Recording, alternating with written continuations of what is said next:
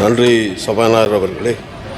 கௌரவ சபாநாயகர் அவர்களே, தமிழ் மக்களை பிரதிநிதித்துவப்படுத்தும் பாராளுமன்ற உறுப்பினர் அமிர்தநாதன் அடைக்கலநாதன் ஆகிய நான் எனது பாராளுமன்ற சிறப்புரிமை மீறல் அவமதிப்பு சம்பந்தமானது என்னை பற்றிய உண்மைக்கு புறம்பான செய்திகளை இணையவழி ஊடக வாயிலாகவும் போலியான முகநூல் கணக்கின் ஊடாகவும் யூடியூப் ஊடாகவும் எனது பெயருக்கும் பதவிக்கும் களங்கம் விளைவிக்கும் வகையில் கடந்த சில வாரங்களாக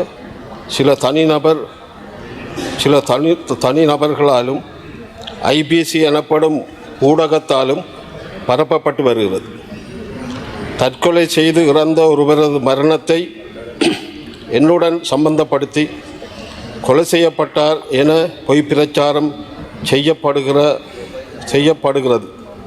மேலும் பொய்யான தனித்தனியான துண்டாக பதிவு செய்யப்பட்ட தொலைபேசி உரையாடல் குரல் பதிவுகளை வெட்டியும் ஒட்டியும் பிரிவுபடுத்தியும் தவறாக சித்தரித்தும் எனக்கு எதிராக பயன்படுத்தி போலி முகநூல்களில் பரப்பப்பட்ட செய்திகளை ஆதாரமாக கொண்டு முகநூலில் பதிவேற்றுமையால் எனது கௌரவத்திற்கும் தனிப்பட்ட மரியாதைக்கும் நம்பிக்கைக்கும் பொதுமக்கள் மத்தியிலும் அரசியல் பரப்பிலும் சர்வதேச மட்டத்திலும் பங்கம் விளைவிப்பதோடு தவறான தோட்டப்பாட்டையும் ஏற்படுத்தியிருக்கிறது.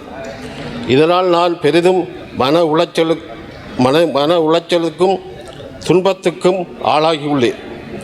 மேலும் இவை இந்த உயரிய சபையின் கௌரவம் கேள்விக்கு உட்படுத்தப்பட்டுள்ளது. யாழ்ப்பாண நகரில் பருத்தித்துறை வீதியில் அமைந்துள்ள அலுவலகத்தில் இயங்கி வரும் பிரித்தானியா லண்டன் நகரை பதிவாக IBC Tamil TV 28C world என் கார்டின் நோட்ரோல் UP 5 போக்கியூ யுனைடெட் கிங்டம் கொண்ட இணையவழி ஊடகம் சில தனிநபர்களை அழைத்து எனக்கு எதிரான மேற்கூறிய கருத்துக்களை ஒளிப்பதிவு செய்து வெளியிட்டுள்ளது. இவ்வூடகத்திற்கு ஸ்மார்ட் மீடியா குரூப் என்னும் பெயரில் அனுமதி இலங்கையில் வழங்கப்பட்ட பின்னர் பாதுகாப்பு தரப்பினரால் தடை செய்யப்பட்டுள்ளதாக அறிகிறேன். அனுமதி இல்லாமல் இவ்வூடகம் இயங்கி வருகிறது என்பதை கவனத்தில் கொள்ள வேண்டியுள்ளது. காலைக்கதிர் என்னும் இணையவழி மஞ்சள் ஊடகம் 11/11/25 வெளியிடப்பட்ட எனது பெயரை குறிப்பிட்டு நான் கைது செய்யப்படுவது உறுதி என செய்தி வெளியிட்டுள்ளது. இவ்வாறான பொய்யான தகவல்களை பாராளுமன்ற சிறப்புரிமை அதிகார சட்டம் 22(2) பிரிவினை மீறும் செயலாகும்.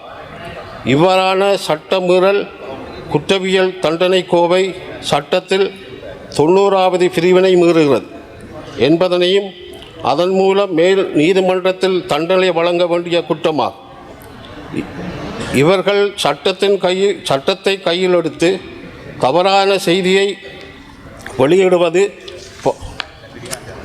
பாரதூரமாகவும் களங்கத்தையும் எனக்கு ஏற்படுத்தியிருக்கிறது. உண்மையற்ற ஆதாரமற்ற பொய்யான செய்திகளை வேண்டுமென்றே பரப்பி இவர்களின் செயல் எனது பாராளுமன்ற சிறப்புரிமை மீறும் அவமதிக்கும் நடவடிக்கையாக உள்ளதால் மேற்படி விடயத்தினை சிறப்புரிமை குழுவிற்கு ஆற்றுப்படுத்தி எனக்கு நீதி வழங்குமாறு வேண்டி நிற்கின்றேன். கௌரவ சபாநாயகர் அவர்களே, இந்த වන්දිතුමා අවසන් කරාට ඔබ ඉදිරිපත් කිරීම අවසానයිනේ. You have finished. ஒரு நிமிஷம். இந்த முகநூலிலேயும் இணையவழியிலேயும் குலைத்து கொண்டிருக்கிற ஜந்துகளை சொல்லுகிறேன்.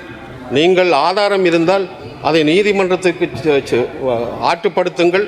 நான் அதை சந்திப்பதற்கு தயாராக இருக்கிறேன் என்பதை கூறிக்கொண்டு விடைபெறுகிறேன். நன்றி.